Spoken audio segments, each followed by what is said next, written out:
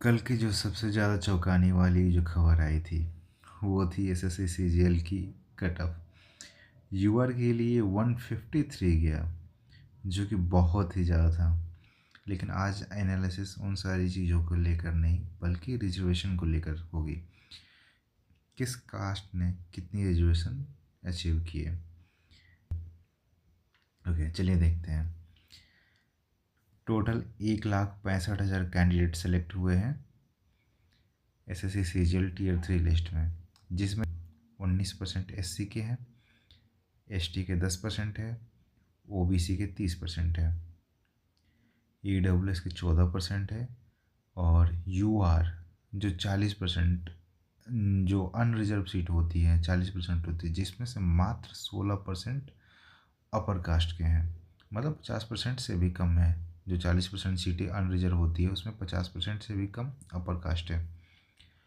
अगर upper caste EWS को भी जोड़ लिया जाए तो टोटल अपर कास्ट 100% में 30% अपर कास्ट सेलेक्ट हुए हैं। ओके, रिजर्वेशन देखते हैं किसको कितना मिलता है। 15% एससी को मिलता है, हुए ये 19% है। एसटी को मिलता है 7.5%, 10% हुए हैं।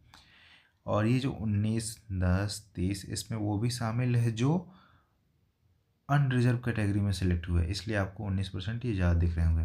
अब आगे का एनालिसिस देखते हैं कि ओपन सीट जो 40% हमारे पास ओपन सीट होते हैं उस पर किस कास्ट के कितने हुए हैं। शेड्यूल कास्ट के 6% हुए हैं। ध्यान रखिएगा, ये 40% जो ओपन सीट होते हैं उस पर है। एसटी के 1% हुए हैं, ओबीसी के 40% हुए हैं, ईडब्ल्यूएस और यूआर मीन्स यहाँ पे अपर कास्ट हो गया। ईडब्ल्यूएस और अपर कास्ट दोनों को मिला के 52% हुए हैं।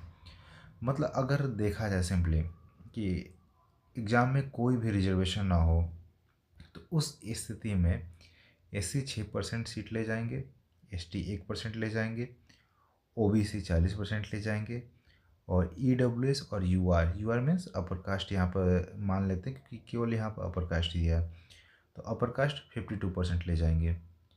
और अगर रिजर्वेशन के साथ हो रहा है तो कौन कितना सीट ले जाएगा। एससी 19% ले जाएंगे, एसटी 10%, ओबीसी 30%, ईडब्ल्यूएस 14%, और यहाँ पे यूआर जो कि अपर कास्ट है 16%। टोटल मिला के अपर कास्ट को 30% मिलेंगे। तो रिजर्वेशन से घाटा किस कास्ट को कितनी हो रही है। अपर कास्ट ओपन सीट अगर होते हैं तो 52%, रिजर्वेशन के साथ 30%, मीन्स अपर कास्ट को जो टोटल घाटा होता है 22% की।